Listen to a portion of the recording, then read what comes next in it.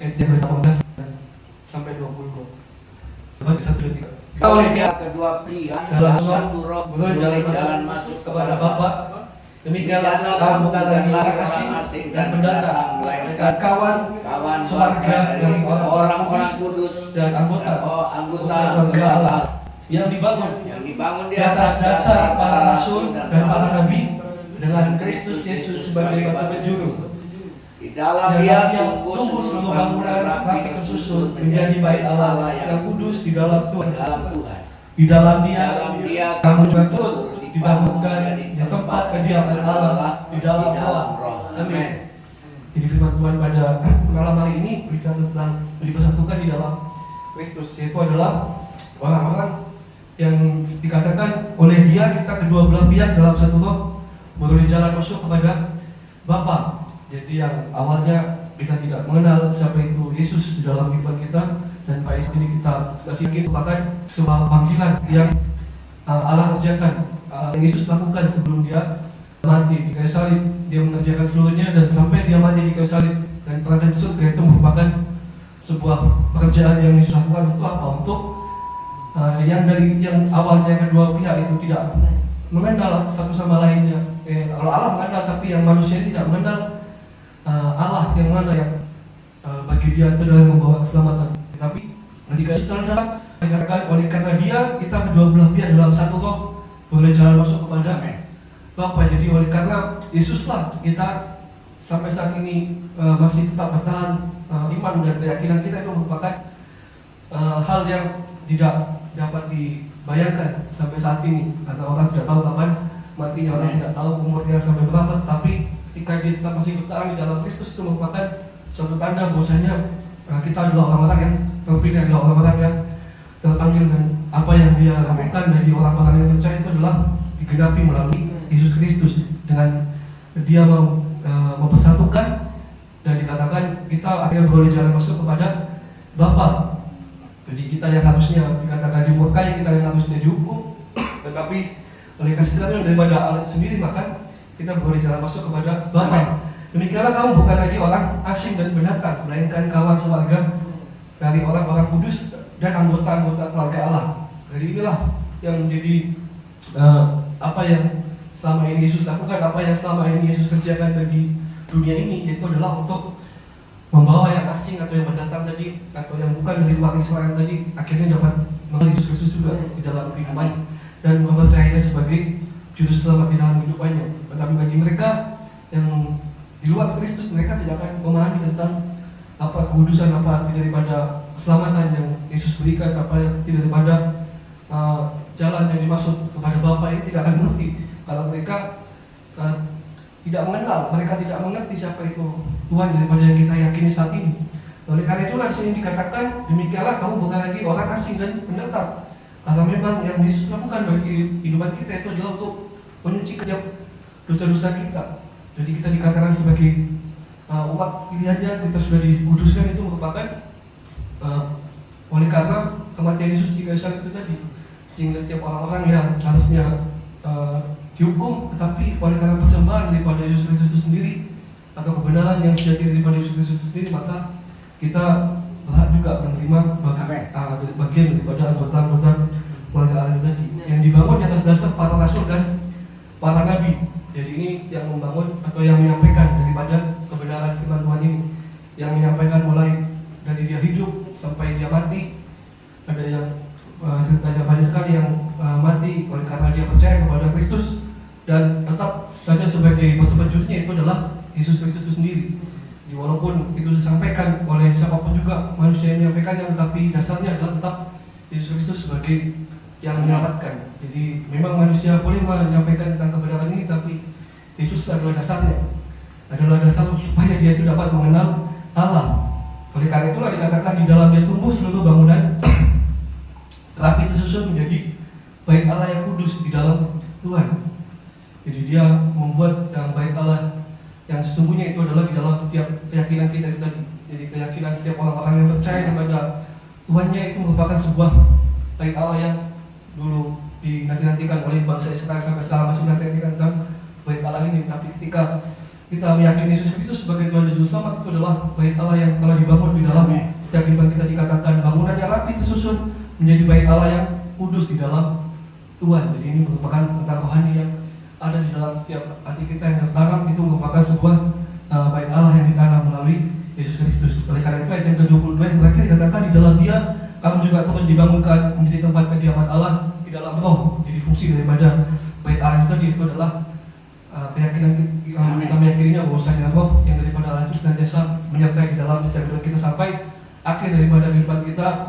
Apapun yang kita alami nantinya, kita percaya bahwasanya kita tetap meyakini Yesus Kristus sebagai Tuhan dan Juru Selamat dalam kita. Amin. Amin. Kita berdoa. Bapak terima kasih Tuhan buat kebaikan Tuhan pada malam hari ini. Kami telah diberkati Tuhan dengan banyak firman Tuhan pada malam hari ini. Dengan firman-Mu menjadi kekuatan firman-Mu Tuhan yang memberikan kemampuan di dalam kehidupan kami. Kami serahkan dulu di dalam tangan-Mu. Kami berdoa haleluya. Amin.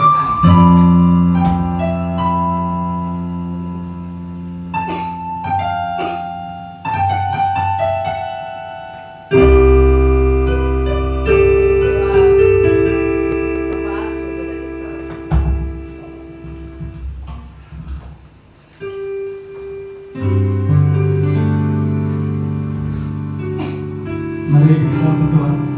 Bapak terima kasih Tuhan buat hari ini. Terima kasih Tuhan Tuhan dalam iman kami sehingga kami dapat dalam membantu kami dan juga kami sudah mendengar firman Tuhan pada sore hari ini Tuhan dalam membaca pemberian Tuhan di Kibet yang kurang dalam dan berkati dalam firman Tuhan sore hari ini Tuhan memberkati kami Tuhan dengan firman-Mu juga pada sore hari ini. Kami berdoa setiap bangsa kami Indonesia Tuhan memberikan keselamatan keamanan bangsa-bangsa di dunia ini dan juga anugerah melimpah bagi seluruh masyarakat Indonesia.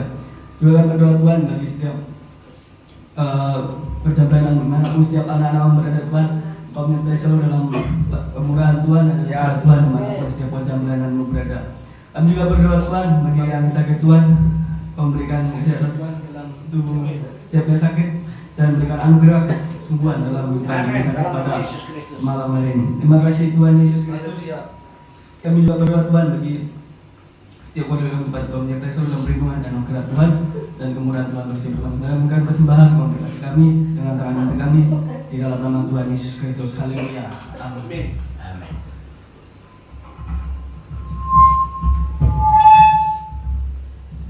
Kita mendengarkan pengumuman untuk Sabtu depan ibadah pemuda remaja akan firman Tuhan disampaikan oleh Pak Sopo. Gideon, Pak Gideon, Pendeta Gideon STH MTH. Terus pujian saya sendiri. Nah, kita akan tutup ibadah kita pada sore hari ini.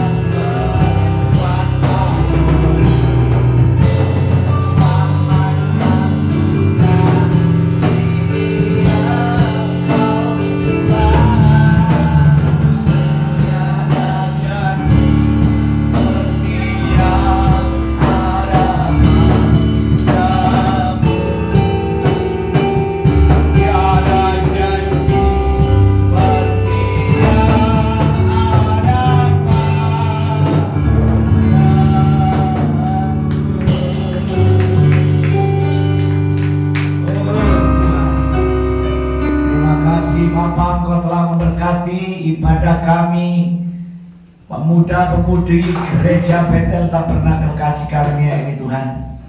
Kau telah membimbing kami, Kau telah memimpin dan menuntun kami. Bahkan Kau memberikan kekuatan dan kemampuan kami untuk memuji dan menyembah. Dan kini saatnya kami akan pulang pergi kembali ke rumah masing-masing Tuhan. Yalah Engkau lindungi, Engkau jaga, Engkau bimbing dan sampai di tempat dimanapun mereka senantiasa berada. Tuhan memberkati.